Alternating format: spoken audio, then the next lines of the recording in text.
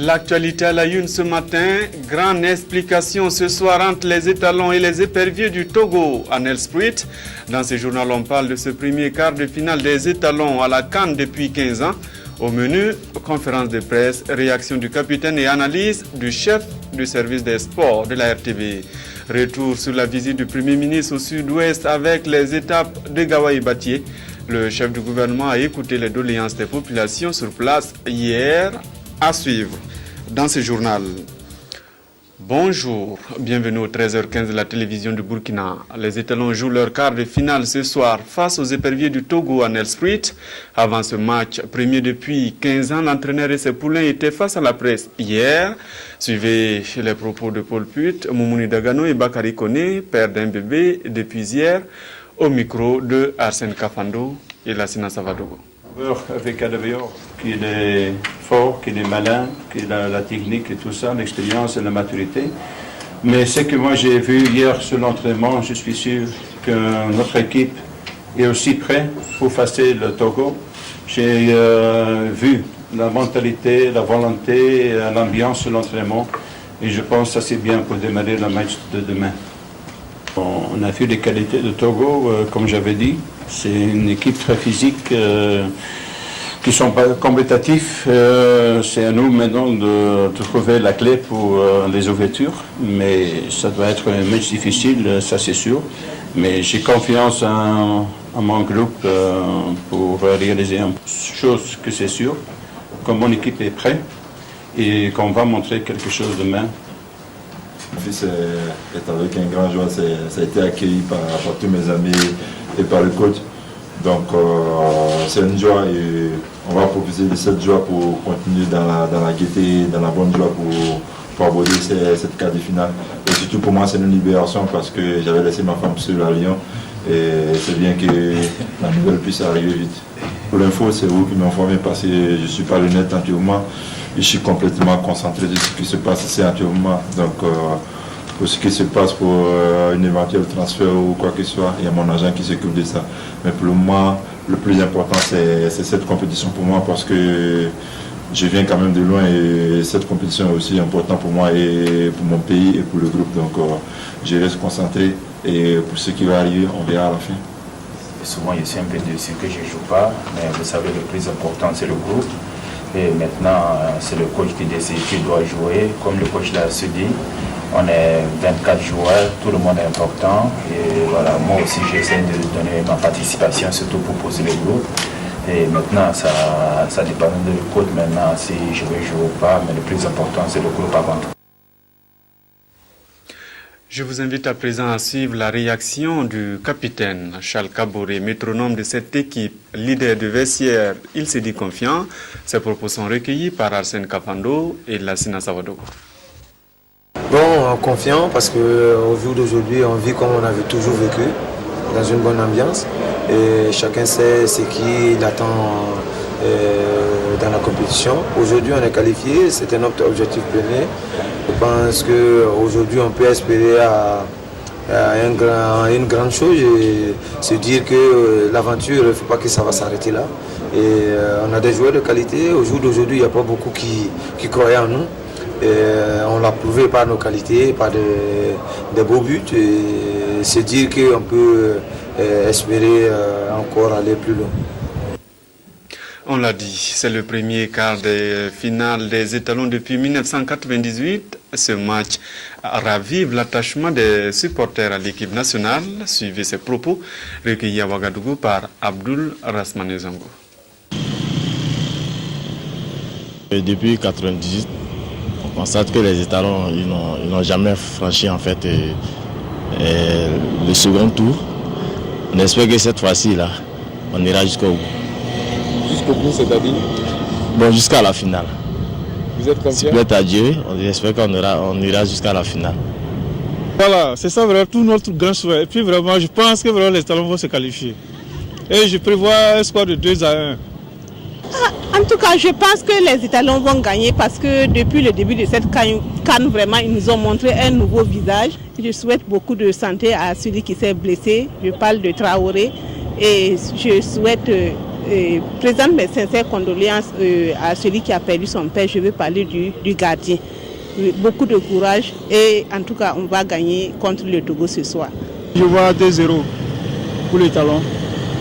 On espère que ça sera à notre faveur. Bon, en fait, moi je suis togolais. Je suis au Burkina, je travaille au Burkina. Et le Burkina, c'est une terre d'accueil pour moi. Je souhaite quand même que l'impartialité, que le meilleur gagne. Voilà. Bon, moi je pronostique 1-0 en faveur des étalons de Burkina. Un but de Pitrapa. Nous pensons qu'Inch'Allah, nous allons gagner. Voilà, même si c'est 2-1. Bon, je pense pour 2-0 pour étalon. Togo, étalon 2-0 pour faveur de Burkina. Je pense que les étalons vont gagner. Les étalons vont marquer 2-0 contre le Taureau. Je pronostique 2-0. Étalon gagne. Étalon de Burkina n'a gagné. On a un petit Burkina gagné.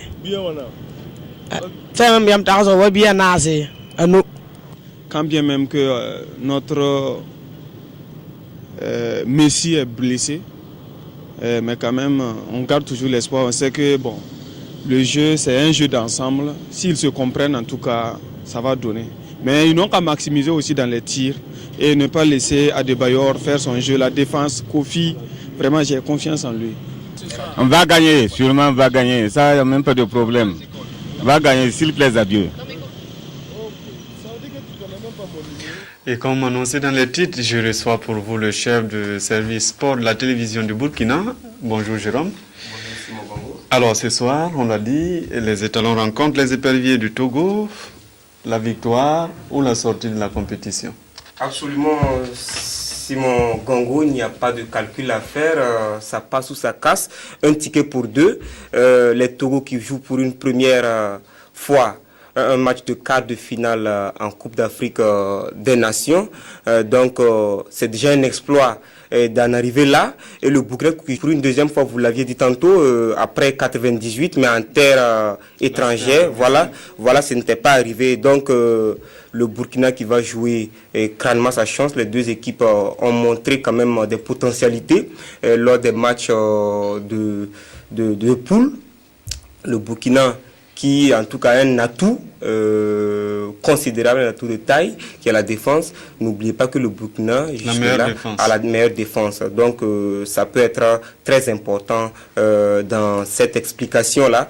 Et ne me dites pas que c'est de l'exagération, mais la première fois que le Burkina avait joué les quarts de finale, le Burkina avait su négocier son ticket pour... C'était contre la Tunisie. Voilà, à l'issue d'une époustouflante épreuve de tir au but. Mais les Burkinabés avaient su en tout cas négocier leur ticket, ils sont passés donc en demi-finale et je sais que Paul Put va leur tenir ce langage-là, essayer de remonter les garçons pour leur faire prendre confiance en eux. En tout cas, actuellement on peut dire que les Italiens sont en confiance parce que quand vous partez dans une compétition où personne ne vous vendait cher et que vous arrivez à négocier une qualification bonifiée d'une première place, c'est galvanisant.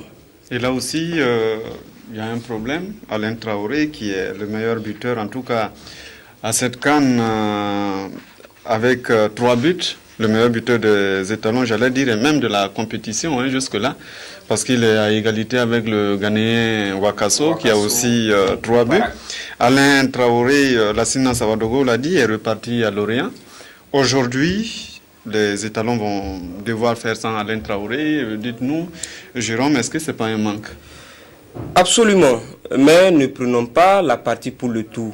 Alain Traoré, lui seul, ne fait pas les étalons. Quoique, c'est un épouvantail pour les équipes adverses. Ça, il n'y a pas on ne discute pas là-dessus. Mais il y a un autre épouvantail qui est là, en la personne de Jonathan Pitroapa.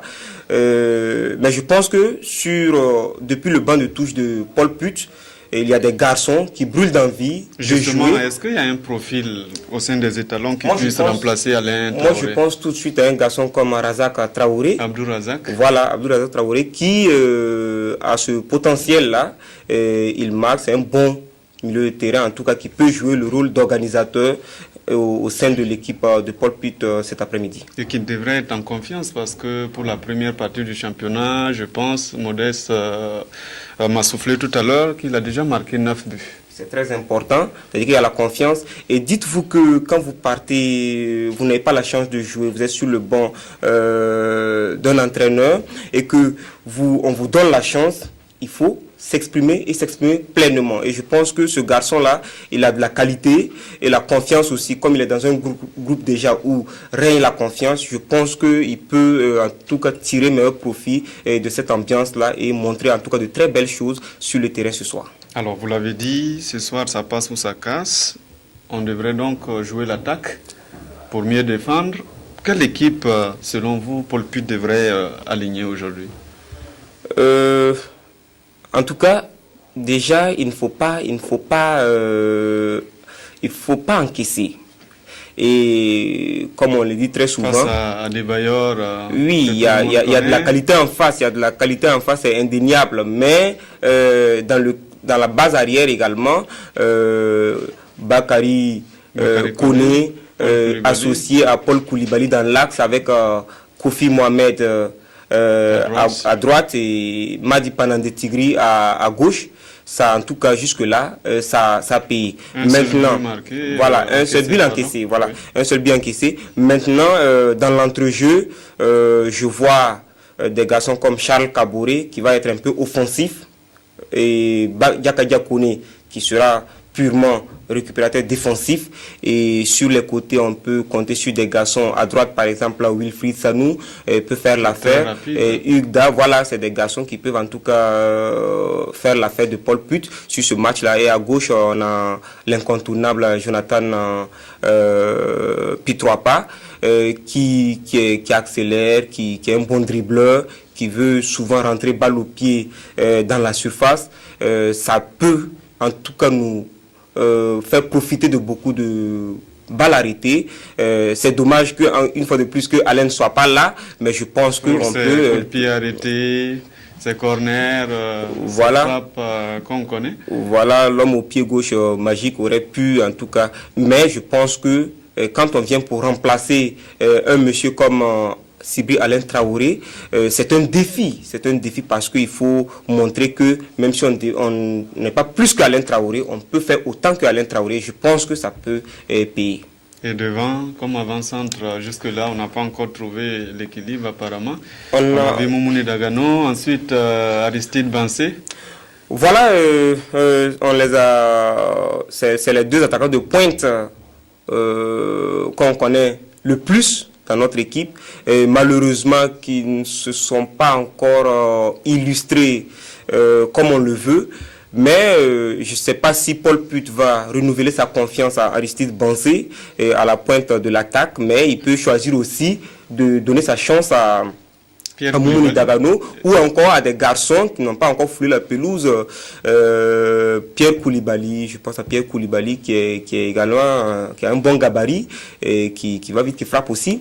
Et également, je pense à un garçon comme Préjus Nakoulman qui peut... c'est un autre registre. Voilà. Mais il faut peut-être, Paul Put étant avec les joueurs, il verra selon l'évolution des entraînements et selon la réceptivité même des joueurs quant au conseil même que le staff technique prodigue, et puis la récupération aussi, il verra bien qui peut faire son affaire sur le front de l'attaque burkinabé. En tout cas, affaire à voir. Revenons quand même sur les matchs disputés hier et aussi ce soir à partir de 15h. Il y a un match, je crois, Côte d'Ivoire-Nigeria. Côte d'Ivoire-Nigeria, déjà quand on donne l'affiche comme ça, je me rappelle en 2008, Côte d'Ivoire-Nigeria à Takoradi lors de la CAN en 2008 au Ghana. Ça fait courir beaucoup d'observateurs et je suis sûr que, quoique certains disent que le Nigeria n'est plus le Nigeria qu'on a connu, mais quand même il y a quand même des arguments. Voilà, il y a des arguments. On a Emenike, Moses, Obi Mikel, c'est des grands joueurs qui ont l'expérience, donc ça peut en tout cas, ça va donner en tout cas une belle rencontre à voir. Et ce sera à 17h du côté de Rustenburg. Et donc 15h, temps universel. 15h, temps universel. Et vous serez là à partir de 14h30. Ce sera Richard Yameogo pour l'animation avec ses invités. Et rappelons qu'hier, quand même, il y a eu des matchs des qualifiés, les premiers. Oui, le Ghana qui s'est imposé 2-0 face au Cap-Vert, mais qui n'a pas vraiment convaincu parce que on a vu une équipe cap-verdienne absolument difficile à manœuvrer. Ils ont montré qu'ils avaient vraiment... ils se seraient qualifiés que personne n'aurait crié au scandale, hein, ces requins bleus-là. Mais malheureusement, ils étaient menés 1-0. Ils ont maintenu la pression pour enlever ce but-là et pas derrière. Comme vous le savez très bien en football, quand vous montez tous, vous laissez des trous derrière. Ouais. Et le Ghana a su exploiter. Le Mali également, qui fait vraiment preuve de réalisme dans cette compétition, qui était mené 1-0 et le Mali qui a su revenir au score et qui a pu en tout cas compter sur son gardien très expérimenté en matière de tir au but, voilà, qui a pu se tirer. Mais je voudrais revenir sur le match des étalons pour dire que il y a quelque chose aussi qui peut être déterminant pour les étalons, un facteur qu'il ne faut pas oublier. Vous l'avez vu dans l'interview qui est passée, réalisée par la conférence de presse. Donc, Bakary Koné est le repère. Voilà, il faut gagner son match pour dédier cette victoire-là à sa femme et à son enfant. Et de l'autre côté aussi, il y a un incident malheureux qui est arrivé, un fait malheureux, le décès du papa de Soulaman. Oui. Soulaman qui avait écopé d'un carton rouge. Soulaman pour qui les coéquipiers avaient joué vraiment pour arracher la qualification. Contre la Zambie. Voilà, pour donc dédier cette victoire à la mémoire du père de Soulaman. Soulaman qui est en confiance. Qui pourrait revenir. Qui pourrait revenir. Et là, s'il revient, d'aucuns disent que non, est-ce qu'il sera en mesure mentalement de pouvoir tenir le coup? Je pense que Soulaman sait qu'il doit faire un grand match pour faire plaisir et à ses coéquipiers qui se sont battus vraiment. Et même si Paul Puit choisissait de mettre encore Diakité dans les pêches, on a vu un énorme Diakité face à la Zambie. Donc à ce niveau, je pense qu'il n'y a pas de souci à se faire. En tout cas, côté gardien, je pense qu'il y a de la qualité, avec aussi un certain Germain Sanou. Germain Sanou, un jeune loup d'Ambielon, voilà, qui donc, en tout cas, s'il a sa chance, il va la saisir. Merci, Jérôme Tiendrebego. À noter qu'il y avait aussi deux sports ici, et c'était à Koudougou, le comité olympique qui s'est renouvelé pour les 4 ans à venir. Ce sera Jean Yameogo qui va diriger le comité. Il a été élu hier à Koudougou. Richard et Yameogo. Voici la nouvelle équipe dirigeante qui conduira aux destinées du comité national olympique et des sports burkinabé. Elle comprend 28 membres et sera conduite par M. Jean Yameogo. C'est le résultat des travaux de l'Assemblée générale du SNOPS qui s'est tenue hier samedi à Koudougou. Jean Yameogo succède au poste de président à M. Jean-Pascal Kinda qui a dirigé la structure de 2004 à 2012. À Koudougou, 19 fédérations ont toutes porté leur voix sur l'équipe de Jean Yameogo qui a 4 ans pour entretenir la flamme de l'olympisme dans notre pays. Je veux assurer le monde sportif que les programmes qui sont en cours seront renforcés. Surtout, nous allons travailler avec les instances à l'extérieur pour pouvoir avoir d'autres programmes en plus. Comptez sur notre bonne volonté, comptez sur notre connaissance de l'olympisme pour pouvoir progresser davantage. Le secrétariat général du SNOPS sera assuré par M. Jean-Louis Seougo, qui remplace M. Christian Zongo, devenu vice-président. La trésorerie du SNOPS est confiée à M. Thébo Zongo, nouveau président de la Fédération burkinabé de taekwondo. Les travaux de l'Assemblée générale du SNOPS se sont déroulés en présence des représentants du ministère des Sports et des Loisirs et du gouverneur de la région du Centre-Ouest. Dans l'actualité ce matin, cette alerte, la police spéciale de l'aéroport international de Ouagadougou a identifié ce matin un colis suspect dans une compagnie qui dessert la plateforme aéroportuaire de la capitale. L'éventualité d'un piège terroriste a été écartée, mais pour les forces de sécurité, la vigilance doit être de mise pour éviter ou minimiser les risques. Pour plus de précision, nous écoutons le chef d'état-major particulier de la présidence du Faso, le général Gilbert Diendéré, est au micro de Tanga Kafando. Il s'agit tout simplement d'un colis suspect que nous avons repéré ce matin à 9h50 au niveau des appareils de contrôle à l'aéroport international de Ouagadougou. Lorsque ce genre de situation arrive, il y a des dispositions sécuritaires qu'il faut envisager, qu'il faut prendre, et nous avons pris toutes les dispositions qui étaient vraiment nécessaires. Nous avons procédé au retrait de ce colis suspect que nous avons jugé suspect. Nous avons également procédé à l'interpellation du propriétaire du colis, et puisque c'est un colis dont nous ne savions pas la nature, nous avons été obligés de détruire ce colis-là pour éviter toutes sortes de surprises. Cela veut-il dire que la menace terroriste est imminente au Burkina, malgré les dispositifs sécuritaires qui ont été déployés? La menace terroriste est partout présente. Il ne faut pas négliger quoi que ce soit au Burkina ou que ce soit ailleurs, et surtout dans cette situation actuelle. C'est pour cela donc que nous avons pris au sérieux ce qui s'est passé ce matin, quand bien même on peut trouver qu'il n'y avait pas grand-chose, mais nous avons quand même pris les dispositions nécessaires pour gérer ce genre de situation. Quelles sont les dispositions que vous avez prises? Nous avons dû bloquer les activités de l'aéroport pendant près de 2 heures. Nous avons évacué le personnel pour procéder à la destruction bien sûr de ce colis qui était suspect à nos yeux. Par rapport à cela, est-ce que vous avez un message avancé de les structures pour que chacun soit... Ce que nous avons comme message, c'est de redoubler de vigilance à tous les niveaux. Bien sûr, aujourd'hui, les policiers, les gendarmes qui sont à l'aéroport ont été très très vigilants. Ils ont pu détecter, quand bien même, je dis, ce n'est pas encore un colis piégé, c'est un colis suspect, mais ils ont pu détecter ce colis-là. Ils l'ont mis à l'écart et nous avons procédé à sa destruction. Et donc, ce que je peux demander à tout un chacun, c'est de faire en sorte que cette vigilance-là puisse être accrue, puisse être observée, de façon à nous signaler toute anomalie pour que nous puissions prendre toutes les mesures nécessaires sans qu'il y ait vraiment beaucoup de pertes. Merci. C'est une interview qui venait juste de nous parvenir avec Tanga Kafando. En tournée au sud-ouest, le Premier ministre était hier à Nako, dans le Poni et Batié. Dans le Numbiel, le Kadol Tiao s'est rendu auparavant à Dissine. Dans toutes ces localités, les populations lui ont présenté les réalités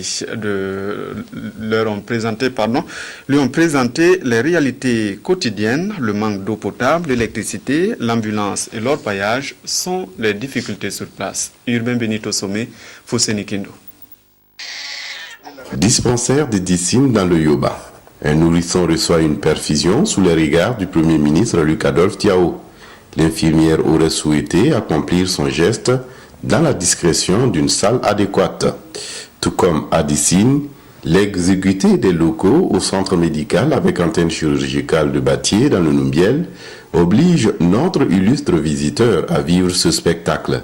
Des malades contraints à recevoir des soins couchés à même le sol. Des réalités du Burkina profond. Nous venons de visiter le CEMA, qui est un CEMA historique.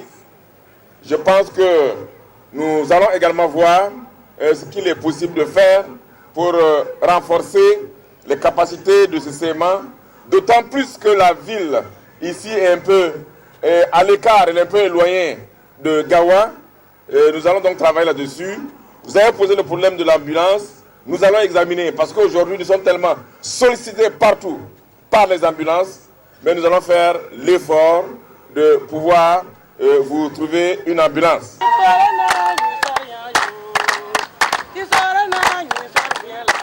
Une des notes de gaieté de cette journée de visite du Premier ministre dans le sud-ouest vient de Dissine, où l'association Fa Itouara, soit autonome en langue d'Agara, exécute des projets pour la promotion de la femme, notamment un centre de formation en tissage en couture et fabrication d'objets décoratifs. L'association compte environ 3000 femmes et est dirigée par des religieuses.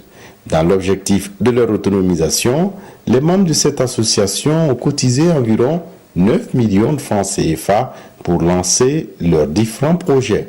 Outre ce centre de formation, l'association a ouvert un restaurant à Dissine qui fait le bonheur des touristes et autres étrangers qui arrivent dans la localité. Une action qui a séduit le Premier ministre. Ma soeur, je tiens à vous féliciter. L'autonomisation des femmes n'est pas un vain mot. Et je pense que c'est un véritable levier de développement de notre pays. Ça veut dire qu'avec un peu de moyens, les femmes peuvent aller loin. Je m'engage vraiment à vous soutenir. Et comme le ministre a pris l'engagement de vous envoyer déjà une motopompe pour soutenir l'association. Une des localités du sud-ouest où Lucas-Adolphe Thiaw se dit attentif à leurs préoccupations, c'est Batié, chef-lieu de la province du Numbiel. La voie qui relie Gawa à Batié et continue en Côte d'Ivoire voisine est d'un état problématique. À ajouter à cela le manque de services adéquats d'eau potable. À Batié, il manque les services de l'ONEA. L'électricité dans la ville est fournie selon le bon vouloir et les humeurs d'un opérateur privé, la COPEL, la coopérative d'électricité. Le Premier ministre, sans être démagogique, a promis se pencher sur ces questions et bien d'autres. Alors j'ai appelé le ministre des Infrastructures qui n'est pas là avec nous ce soir pour demander quelle est la situation. Et effectivement, il semble que dans le cadre d'un projet de la BAD, il est prévu des études pour le financement du bitumage de la voie. Je prends l'engagement de faire en telle sorte que ce bitumage fasse partie des priorités vraiment du gouvernement. S'agissant de l'électricité, nous sommes au courant qu'effectivement, la COPEL n'arrive pas grand-chose. Alors, je puis vous annoncer que je vais demander au ministre en charge de l'énergie des mines de prendre toutes les dispositions pour effectivement que vous soyez connectés au réseau d'Assurabel. Du reste, le chef du gouvernement burkinabé affirme que son déplacement dans le sud-ouest demeure une occasion pour montrer qu'aucune localité du Burkina n'est éloignée pour son gouvernement. L'attention pour les villages situés aux confins du pays doit être la même que pour tous les autres villages du Burkina Faso, conclura Lucas-Adolphe Thiaw. Le nouveau maire de Manga a pris fonction hier. Jean-Claude Bouda appelle à la solidarité et à l'union des filles et fils de la commune pour le développement. Il se succède à lui-même à la tête de la commune capitale du Centre-Sud. Aboubakar Sagnon. Il détient la clé de la cité de l'Épervier pour un nouveau mandat de 5 ans. C'est la deuxième fois que Jean-Claude Bouda est au centre d'une telle cérémonie. Issu du parti majoritaire, le Congrès pour la démocratie et le progrès, c'est par un plébiscite que les 37 conseillers l'ont porté à la tête de cette commune urbaine. En prenant officiellement fonction en présence des populations et de nombreuses personnalités, Jean-Claude Bouda dit avoir un seul parti qui a pour nom Manga. Une commune qu'il compte développer en mettant l'accent sur 5 priorités. C'est l'amélioration de l'accès des populations aux services sociaux de base, c'est-à-dire en matière d'eau, d'assainissement, de santé et d'éducation. Deuxièmement, il s'agira de créer les conditions pour l'émergence d'une économie locale véritablement compétitive, créatrice d'emplois et de richesses. Et troisièmement, il s'agira de renforcer la gouvernance locale, de créer les conditions d'éclosion d'une citoyenneté renforcée et nouvelle. La communication et la promotion de la femme et des jeunes sont les 4e et 5e priorités. Pour leur part, les populations se disent prêtes à accompagner le maire dans la construction de la cité de Naba Silga. Nous sommes prêts à assumer notre responsabilité, à assurer le développement à côté du monsieur le maire. Donc nous ne voyons pas d'inconvénient pour être à côté de ce nouveau maire pour essayer le développement de la commune. Le maire a lancé un appel à la cohésion, au dialogue et au sens de l'intérêt commun de tous ses administrés afin de relever les grands défis qui attendent la commune et au premier rang desquels l'organisation cette année de la fête nationale du 8 mars, journée internationale de la femme. Pour soutenir les orphelins et enfants vulnérables, le centre hospitalier régional de Kaya a une idée. Il organise chaque année une journée de l'enfant hospitalisé. Hier, à l'occasion de la 14e édition, il y a eu remise de fournitures scolaires et don d'1 million de francs CFA. Adama Koulibaly. En 2012, le service pédiatrique du centre hospitalier régional de Kaya a reçu plus de 3600 enfants, dont malheureusement plus de 300 ont perdu la vie. C'est pour lutter contre cette mortalité infantile que depuis 1998, l'association Sourire d'enfants a initié une journée de l'enfant hospitalisé. Des sacs de riz, des biscuits alimentaires, des fournitures scolaires, divers autres cadeaux et de l'argent en espèces, le tout pour un montant de plus de 1 350 000 francs CFA, ont été remis aux heureux du jour. C'est un sentiment de gratitude qui m'anime en ce jour et un sentiment de joie aussi. De gratitude à l'égard de tous ceux qui, inlassablement depuis 15 ans, n'ont cessé de nous soutenir pour améliorer la santé des enfants et spécialement les enfants hospitalisés du CHR de Kaya. Le service pédiatrique du CHR de Kaya souffre de multiples difficultés et ce soutien va sans doute apporter un nouveau souffle. Il faut reconnaître qu'on dit service de pédiatrie, c'est un service qui accueille les enfants, spécifiquement les enfants de 0 à 14 ans.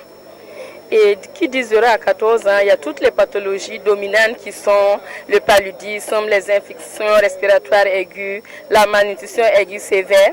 Vous avez vu que les données que nous avons citées dans notre discours, en tout cas la malnutrition venait pratiquement en première position.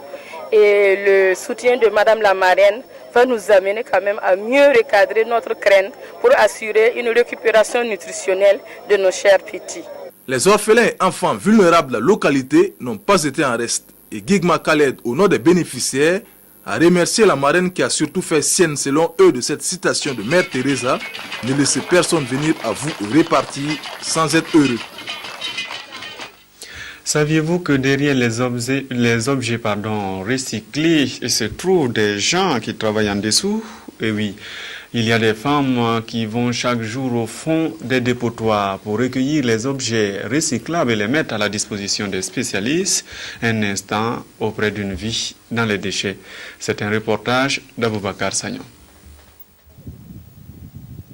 Elles tirent leur pitance quotidienne des déchets produits par les autres. Tous les matins, ces femmes investissent ce dépotoir situé à l'arrondissement 11 de la ville de Ouagadougou. Munis de longs fers crochus et pointus, elles fouillent dans le tas d'ordures les objets recyclables. Les morceaux de fer, les bouteilles, les bidons et les chaussures en plastique sont les objets les plus prisés. Le fruit de leur labeur est ensuite bradé à des acheteurs installés juste à proximité du dépotoir. On gagne un peu. Dans la journée, je peux avoir 300 ou 200 francs. Ça vaut mieux que voler. On n'a rien d'autre à faire. C'est pourquoi nous sommes ici.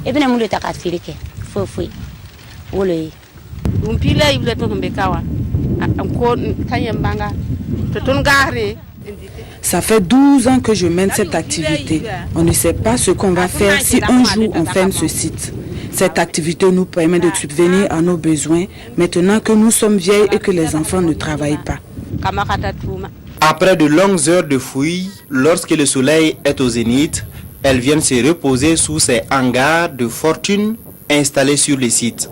Selon celles que nous avons trouvées sur place, elles sont au total une vingtaine à faire ce travail. Une activité menée sans aucune protection, malgré les gaz et les produits toxiques ou dangereux auxquels elles sont exposées. Mais lorsqu'on leur parle de santé, elles disent être à l'abri. Cette vieille femme que vous voyez travaille ici depuis plus de 10 ans et moi depuis 5 ans déjà. Mais personne n'est tombé malade jusqu'à présent. Ces femmes sont pour la plupart issus de milieux sociaux défavorisés. Elles ont lancé un appel aux ONG et autres associations afin qu'elles puissent les aider à quitter cette situation de précarité qu'elles n'ont pas choisie. À l'étranger, François Hollande a vécu le moment...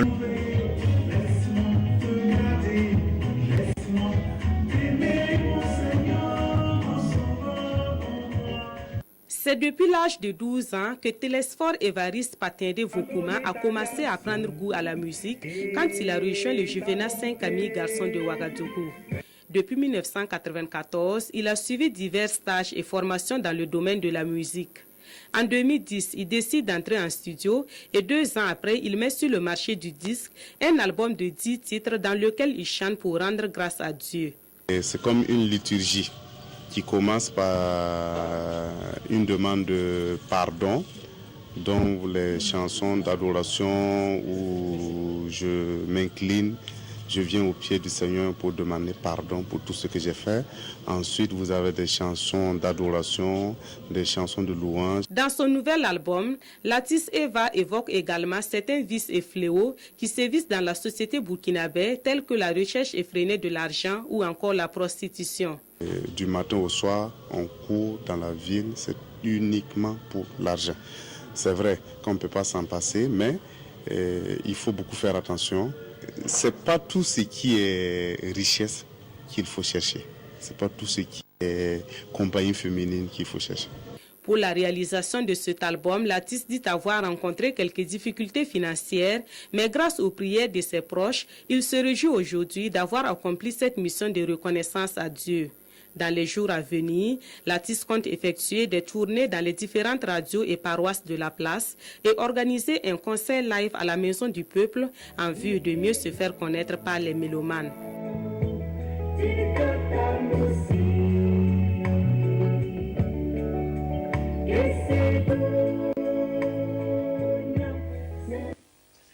Ce journal est terminé. Bonne suite de programmes sur la RTB. Et n'oubliez pas, il y a foot tout à l'heure sur les antennes donc de la RTB.